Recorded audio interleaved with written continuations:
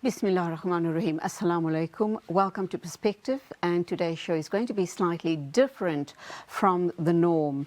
And as you know, the norm is lifestyle. Today we're going to be talking current affairs, current politics, particularly the flotilla and global politics as a whole. We're also going to talk about trade union movements in South Africa, their role and their voices regarding the Palestinian issue. So it gives me great pleasure to welcome to the studio two amazing activists. They are Mametlwe Sebei. He is the president of the General Industries Workers Union of South Africa, GIWUSA for short, and Sunny Morgan, pro-Palestinian activist, climate and a social justice advocate. A very good morning, gentlemen. Welcome to the studio this morning. Thank you very Pleasure much. to be here today. Nice to be We're here. going to be talking tough issues, and that is Palestine, the flotilla, the genocide playing out in front of our eyes, and possibly seeing parts of the Western world being very silent on the wholesale slaughter on innocent men, women and children. There are a few countries that are supporting, Western countries that are supporting the Palestinian cause, namely Spain and a few others. That just comes off the top of my head. But let's start off by talking about recent happenings, horrific happenings for that matter, and that is a question directed at you, Sebei. And of course, the happenings in Doha. It's been reported that 5 Hamas members were killed by a drone attack. A drone or a direct hit. I'm not quite sure which of the two it is.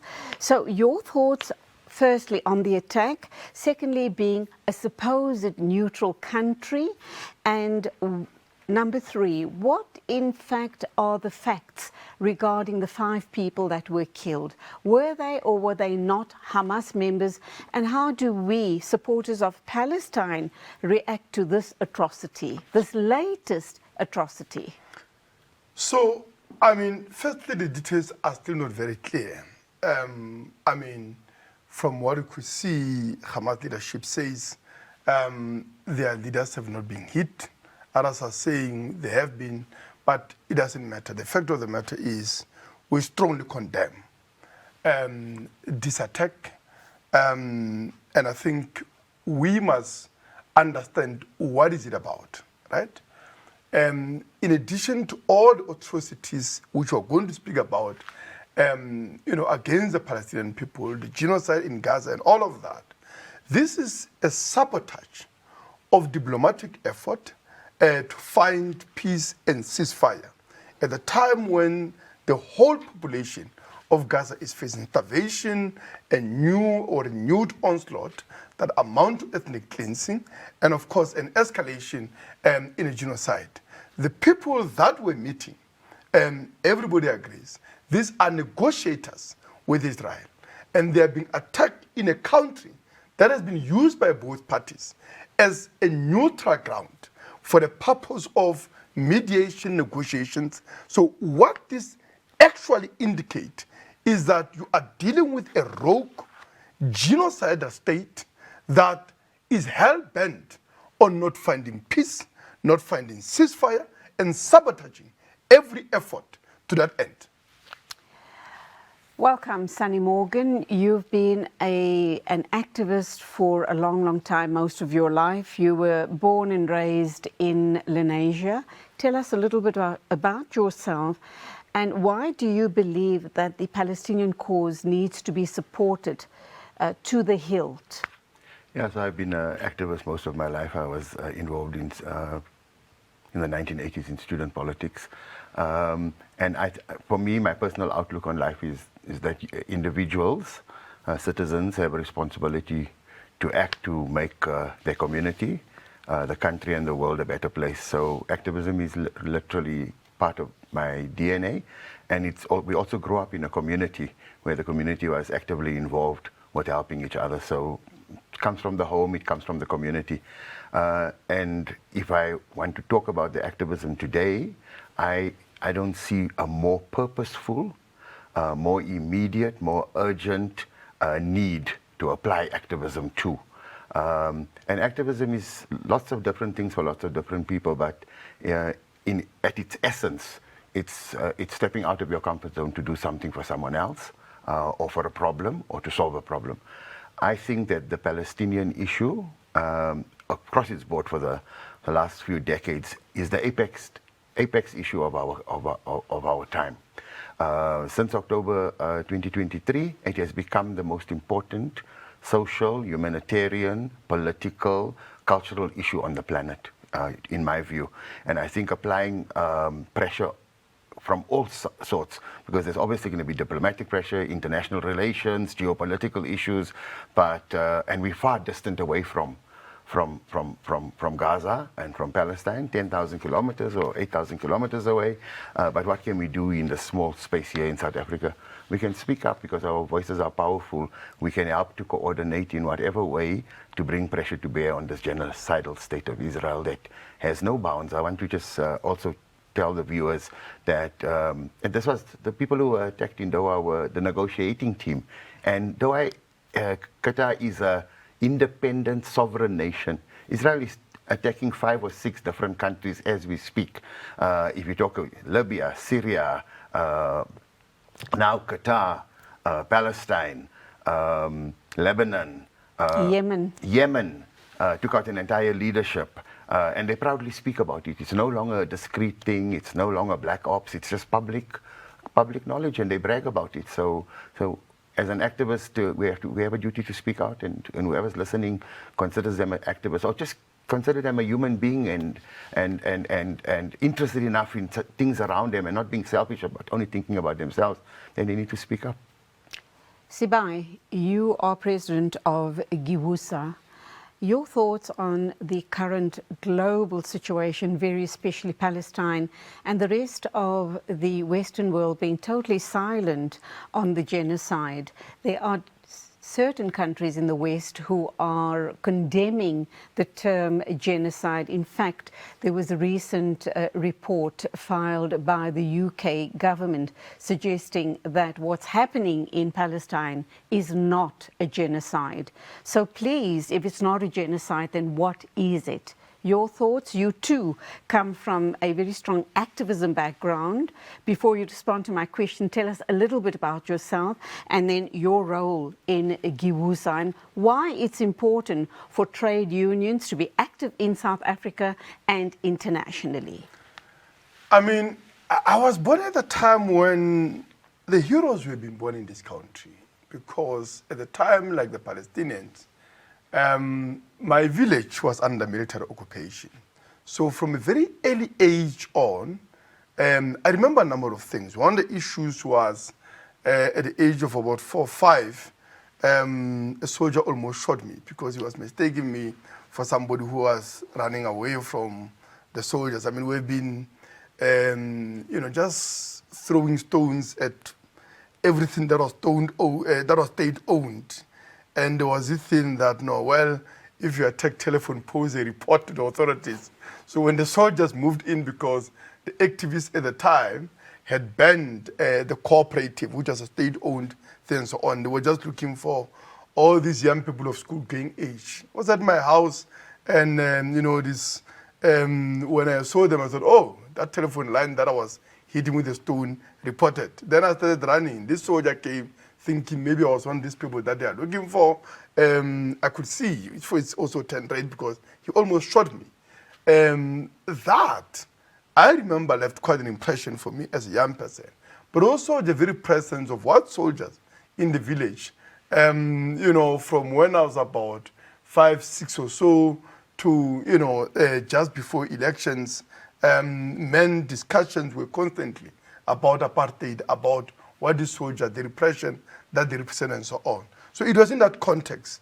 The first position I occupied was when I was 11 years old, elected, in the structures of the Pan-Africanist, Congress at my village and in Paso, which was a student wing and at time. So I've been an activist for, all of my conscious life. By the way, I'm also organizing in almost all the spaces with Comrade Sani here in the Palestinian Solidarity Movement, in the climate justice movement.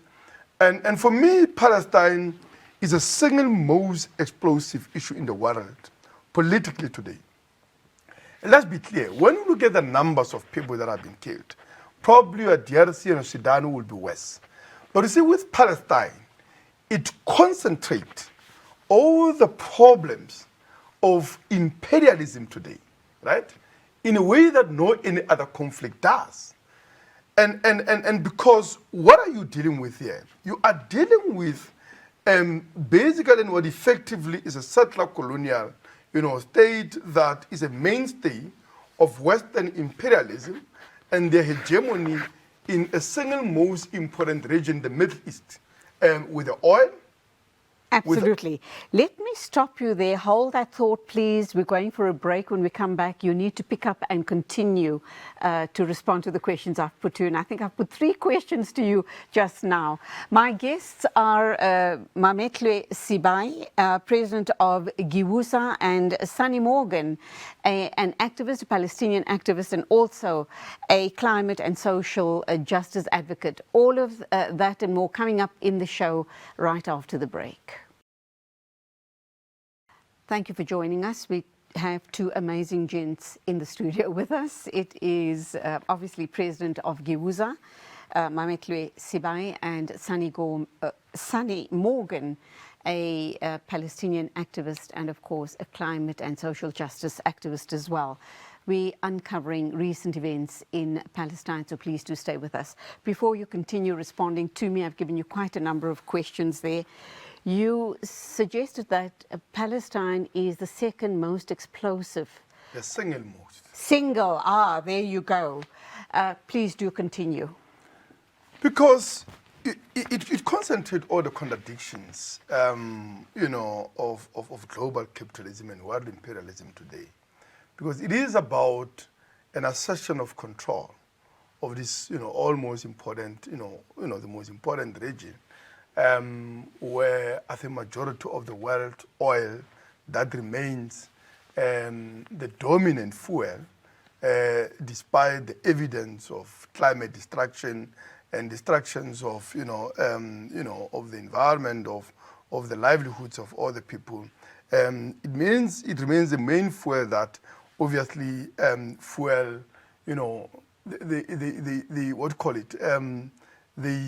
the capitalist industries and move the economies. And I think they are trying to assert their domination in conditions where Western imperialism is no longer the only game in town, right? So the war that you see in the Middle East, the genocide playing itself out in Gaza, is part of all of that. So the forces that we are fighting in Palestine, it's not just about Palestinian people, it's about our own struggles. Because we need to throw off the yoke of Western imperialism here, which I don't need to convince you why it's also in our interest as working class people in South Africa. Look at our economy. Right? Our economy remains monopolized, the mines, the land, and of course key industries by these very Western monopolies that are exploiting workers, that are still, engaged in a number of instances in colonial-style land dispossession, extractivism that is responsible for all the crises that we are faced with in this country. So Palestine really is us in more ways than one, right? So, and I think on the question of what is happening in the West, I tend to disagree with comrades. Because there's a tendency to talk ourselves into demoralization about where are we now. When I first became consciously now a Palestinian, activist, I was, during the Iraq War and other things and so on. Palestinian question will be in the margin. In fact, even 2-3 years ago, when as GIWUSA, we led a 6-month strike demanding divestment, of Milko, which is an Israeli-owned, consortium that took over Clover, into that with the people of Palestine and so on. It was still very handful of us, except for the workers of Clover themselves. Today, the question of Palestine is a question of millions of people literally in this country. In Cape Town, we saw a demonstration in excess of over 200,000, but it's not just here in South Africa. It's also in countries of Western imperialism. Just a few days ago, over 200,000 people demonstrated in Brussels. We've seen hundreds of thousands in London, hundreds of thousands in America. That would have been unthinkable, right? Unthinkable a few years ago. So we are there in terms of the majority of the world. We represent majority of humanity. What we are against is elite that are responsible for that genocide. And I think the question is, we are losing the battle against them for the same reason that we are losing the battle on all other issues: unemployment, housing, and all other problems faced by the working class. We'll come back to you just now, and I also want you to respond to the issue around the UK government suggesting that what's happening in Palestine is not a genocide, and they're also now are going to be arresting people who go out to protest for the Palestinian cause. How do we then respond to those type of very imperialistic acts and rules and laws that are being passed on activists? Coming to you, Sunny, I'm sure it's a very sore point with you as well. We'll wait for his response in a minute or two. But let's talk about the drone attack on the flotilla. There's approximately 54 ships that will be setting sail, I think today sometime, to break the siege on Gaza. But there was a drone attack which Western governments are denying. However, the people on the ships are absolutely insistent that it was a drone attack, and they have footage, in fact, recorded footage that they've put out. Yeah. Your thoughts? There's a second one, actually. Yes, I'm going to cover it now.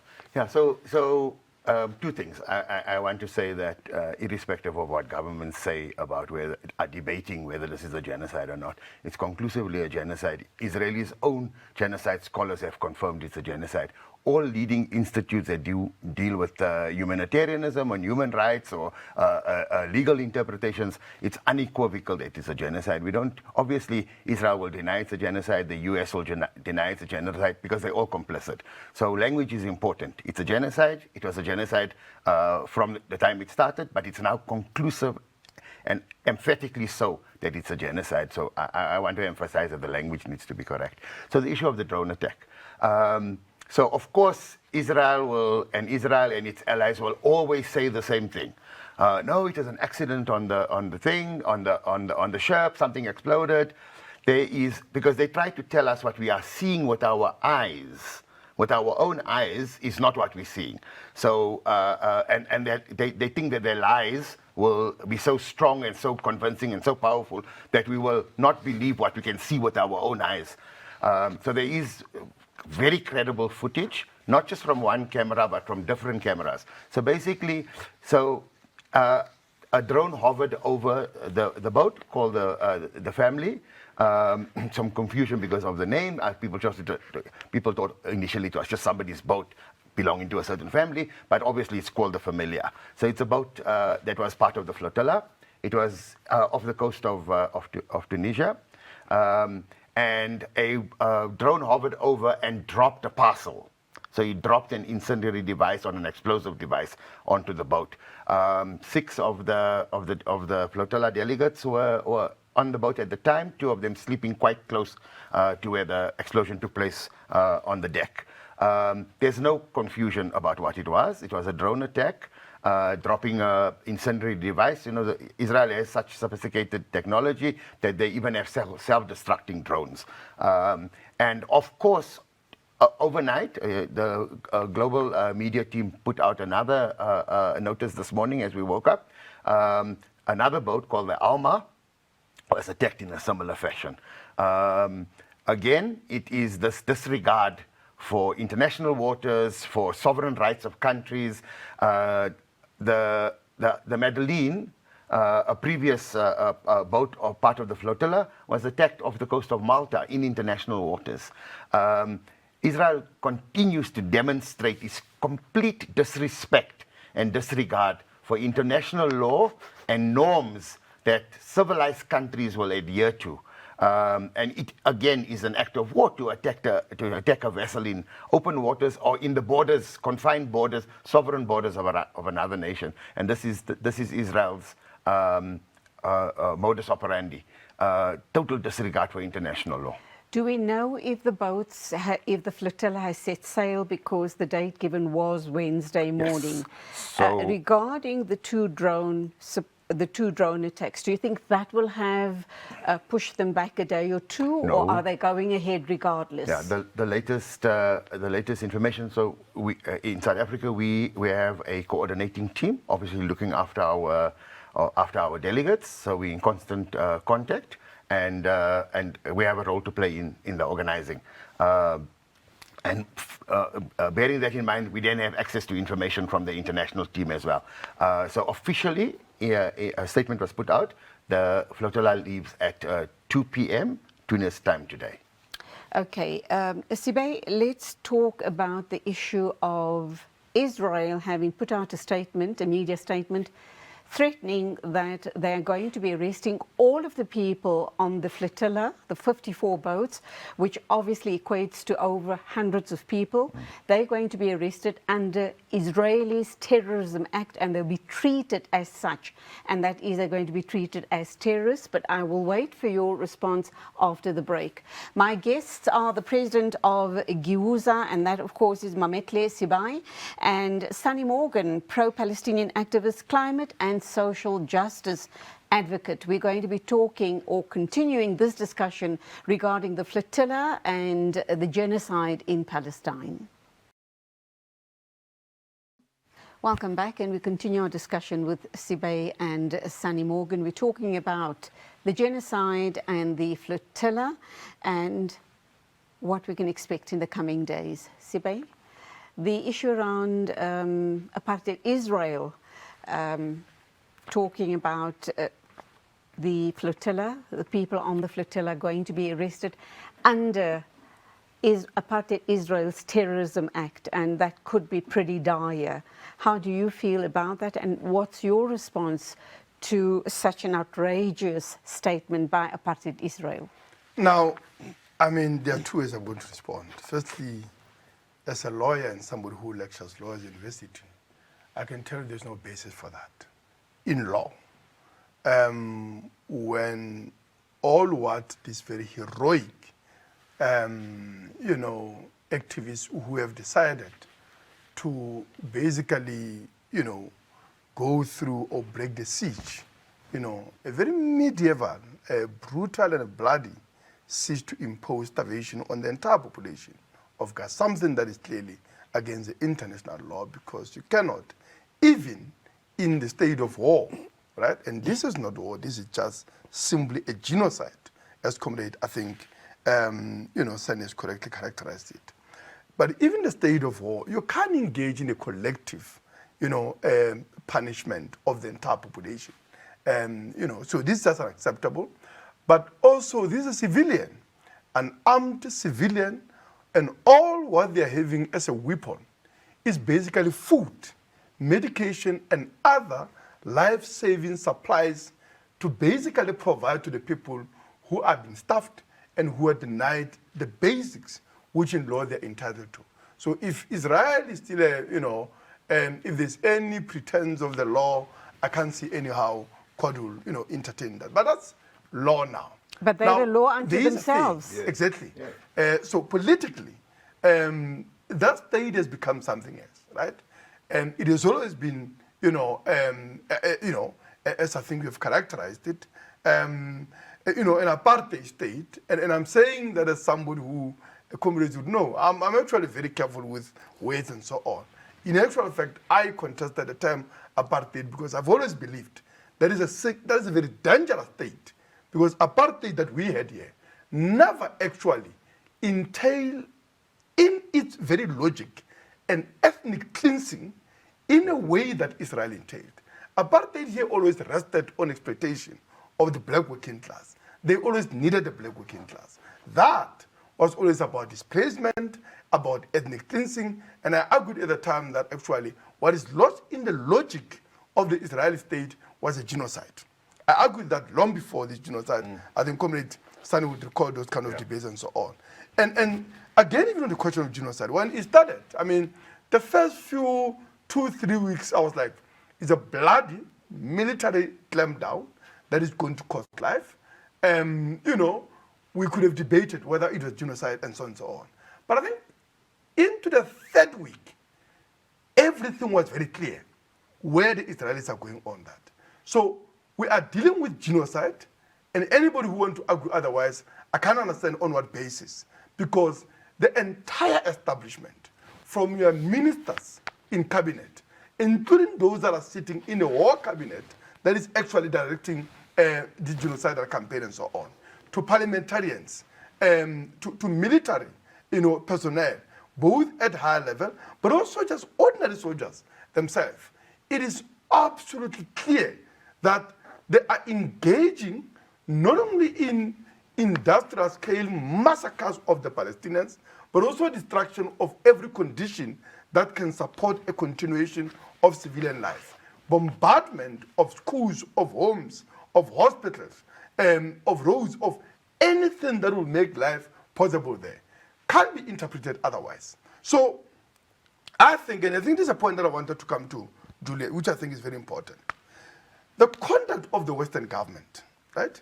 This has always been a Zionist government. I mean, let's speak about Labour. Labour and Democrats in the US, the Labour Party in the UK, and these are parties that have been captured by the Zionist interests in the Western world, because it's from these parties in these two countries of support to Israel, right? Which basically your working class people would be looking at to, I mean, Labour Party has a history, in the trade union movement. Of course, the Democrats, would have been seen as a progressive party vis-a-vis the, the thing and so on. This has been captured, right?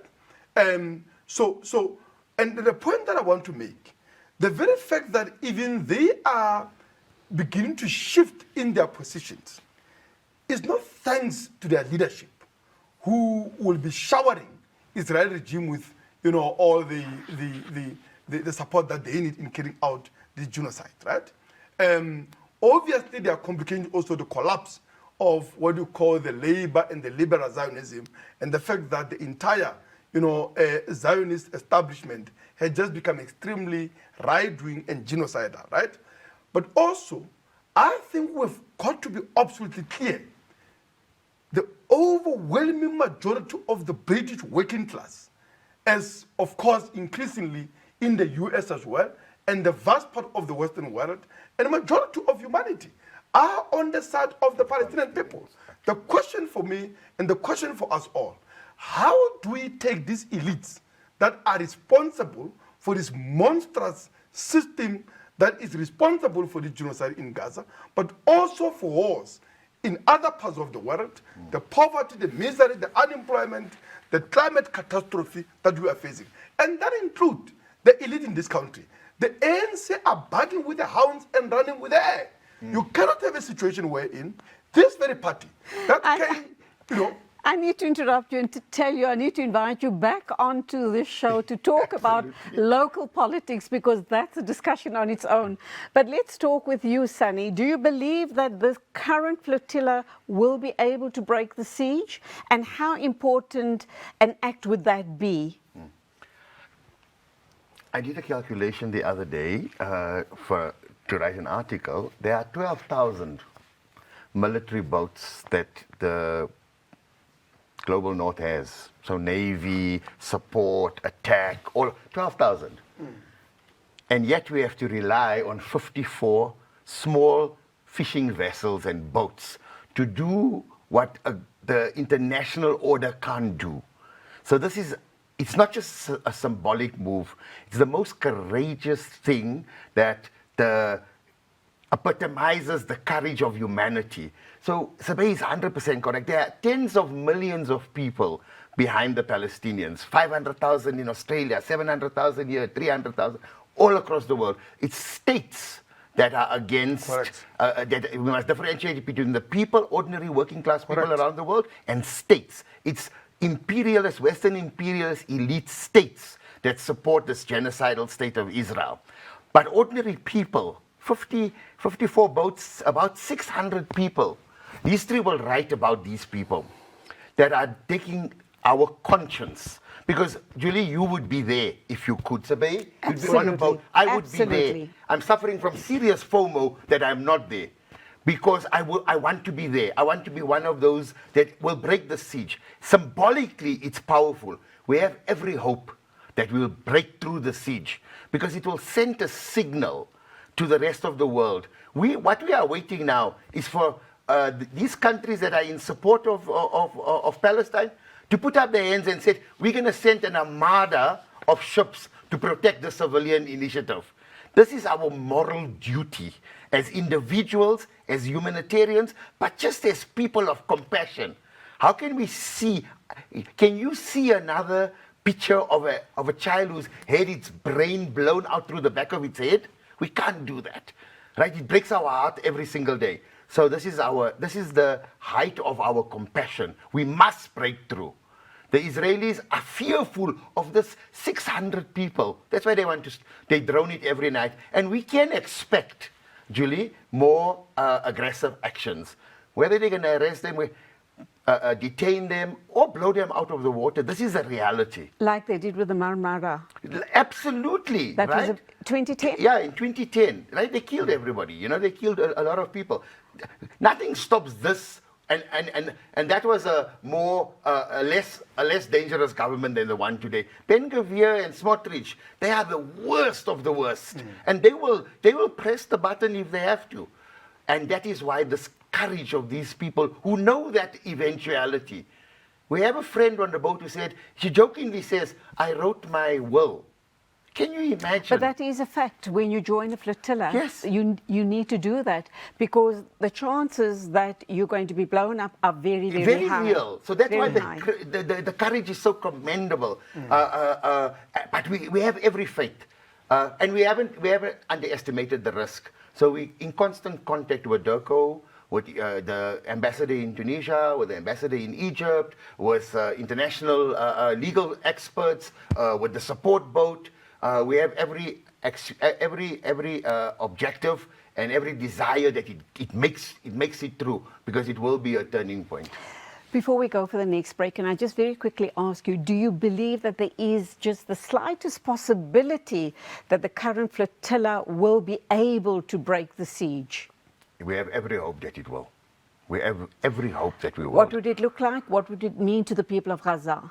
I think if the people gather on the coast of Gaza and even see just one boat making it through, not just the fact that it might be carrying water, medicine, diapers, baby formula, but just one boat that had the courage that broke through, I think it will be a turning point in this entire genocide. God willing. Inshallah. God willing. Let's go for our next break. Thank you so much for staying with us. We still have a little more talking to do on the show here today with our esteemed guests. So please continue keeping us company. Welcome back. We are into our final section or segment of the show this morning. Mametlwe Sebei from GIWUSA and Sunny Morgan, pro-Palestinian activist, is in studio. We're talking about the genocide, we're talking about the flotilla, but more importantly, let's look at the role of trade unions and how they can help break the siege regarding the Holocaust in Gaza. Sebei, let's look at, you've mentioned the UK and the US. You've spoken about those strong trade unions. Let's not forget Europe and South America as a point in question. Strong trade union movements in all of those countries, and yet government is holding very, very firmly in supporting apartheid Israel and the genocide to continue. What do you believe needs to happen for the trade unions to come to the fore? No, it is because the trade movement has become weakened. That's a reality. And I think that's very evident even in this country, but it's also true, internationally as well.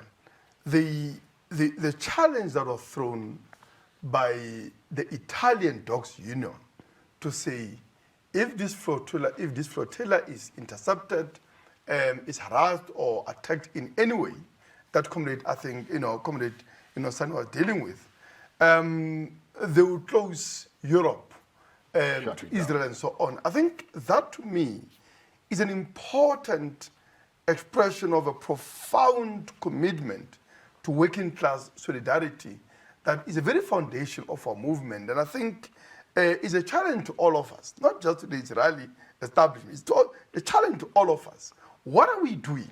Because here we have a government, here in South Africa, that has taken Israel to international, court of justice, and at that court of justice, it meticulously laid out before the warrant, right, the finest details of the blood genocide that is being carried out, that has today costed, arguably over 100,000 lives. I know the official figures, but those figures are not realistic. Let's be clear about that. And I'm saying to myself, this is a government that called on the international community, right, to boycott South African government when it killed 68 people at Sharpeville, that we have to be arguing with them that an apartheid regime carrying out a genocide, in Gaza, and increasingly so in West Bank itself, that there's got to be a talk about, whether there should be boycotts, sanctions, divestment, and so on. That to me is just outrageous. As GIWUSA, 2022-23, we did a 6-month strike. And part of those demands was divestment of this, Israeli-owned consortium that has taken over Clover. We are engaged in the strike, in the struggle even now.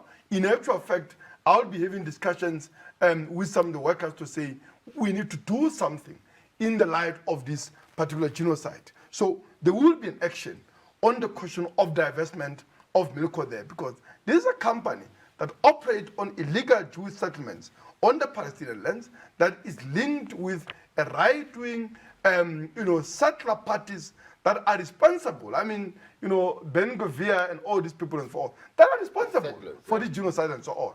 So we are going to be doing our part on that. But there's more that needs to be done. We need to say, what are we doing with our workers in the docks, right? To make sure that there is no cargo, either carrying weapons, either carrying fuel, that in any way is either going to be arming or fueling the military-industrial complex of Israeli state that is carrying out the genocide in Gaza and so on. We are the people that are coming out of the struggle against apartheid, that benefited from international working class solidarity. We have a duty here, right? Even for the simple reason that the struggle against apartheid is continuing, not only in Gaza, but in many ways its legacy here. So we would be calling as GIWUSA a meeting of all federations. Where they will respond is a different issue. To say concretely, what actions can we take alongside Palestinian Solidarity Movement in ensuring that, one, on the 16th, 17th, when the flotilla is expected to be intercepted, because we do have that expectations, what action are we going to take, but also what concrete actions are we going to take, firstly, to force the ANC and now the GNU government to walk the talk, but also to make sure that none of our ports are going to be complicit in the crimes of the Israeli state. We will be up against the DA, Action SA, etc., those parties who are very pro-Palestine. So the most important is Israel, is the ANC. The DA and all of that are irrelevant. They've been captured. They're funded by the Zionists. But let's just first... But none of that have mandate. Mm-hmm. The people with mandate to govern are the ANC. Who formally are for Palestine. These are people that were elevated to power by the struggle that enjoyed international solidarity, and part of that international solidarity was boycott, divestment, and sanctions. The Palestinians did not invent any of these tactics. Yeah. They learned from anti-apartheid movement. They took them from the arsenal of the ANC. Okay, let's move to you then.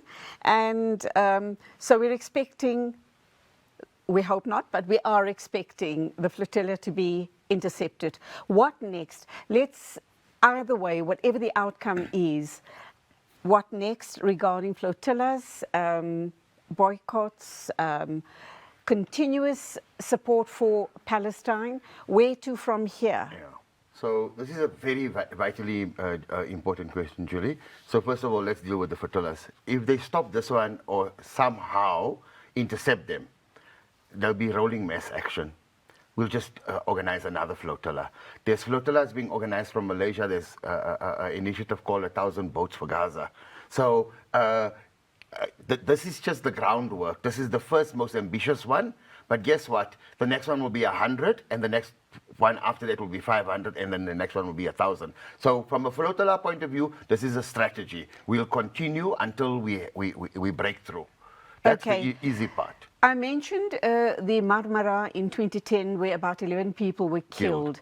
That is a real threat. Yes, absolutely. The people on the current flotilla, Yeah. if and when they are intercepted, there might be loss of life. Yeah. Do you not think that that might stop people from joining flotillas So- and also protest action, Yeah. whatever it looks like all around the world, so- including South Africa? Yeah, so I don't want to speculate about the loss of life, right? We have every hope that that we're going to make it through, and if it's intercepted and they are arrested, then diplomatic efforts will be made to release them. I think we must be sensitive to the families of the people who have entrusted their children and other adults to this initiative. But it is a reality, but it is unfortunately. absolutely a fundamental reality. We think about it every single day, every single minute of our time. We know where the boats are, so that's a real danger. But I think that people have come to the knowledge that these people who are making this attempt have resolved within themselves that this is important. Right? One of the people on the flotilla said in an interview, a young person said, I want to be able to stand before my God to say that I tried. When people ask me, Sunny, what difference can you make? I said, I don't know what the impact is. Have we saved one Palestinian child?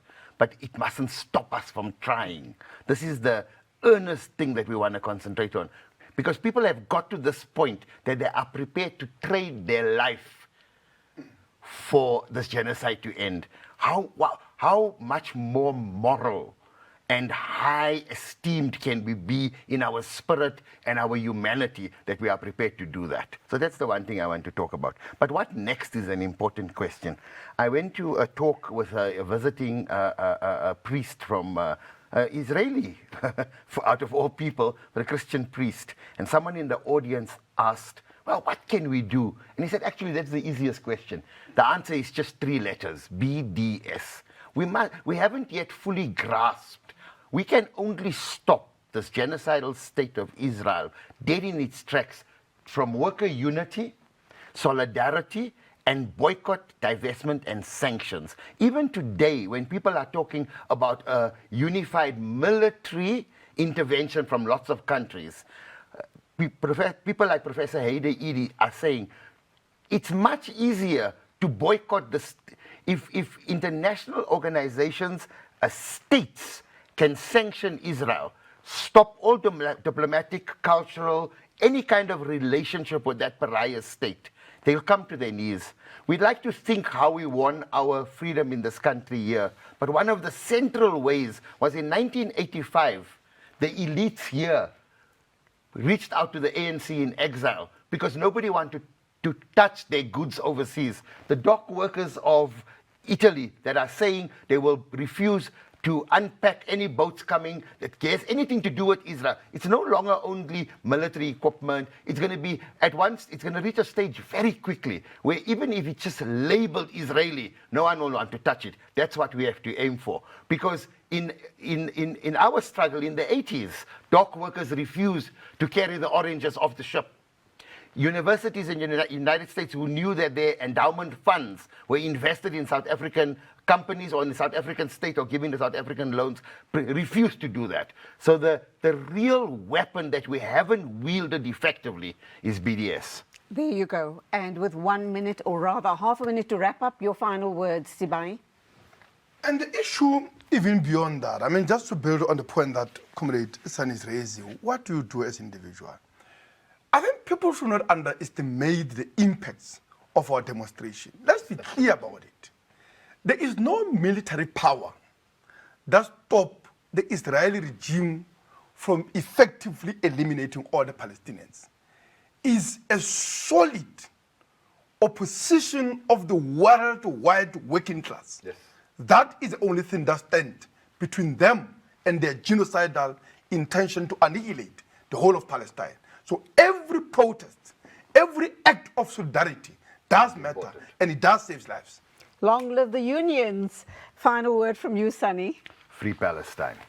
Absolutely, from the river to the sea, unequivocally in our lifetime. Thank you indeed. And there you have it, two powerhouses in the studio today, and I feel so blessed to have shared some space with them. That, of course, was Mametlwe Sebei, president of GIWUSA, and Sunny Morgan, pro-Palestinian activist, and also climate and social change, social justice activist. And let's hope and pray that all of their words have resonated with you and resonated deeply enough for you to join activism like BDS, etc. Please listen to what they have to say. Go out, boycott, and start marching and protesting in your hundreds and thousands. That's it from me. Thank you indeed for watching. Till the next time, as always, Assalamu alaikum.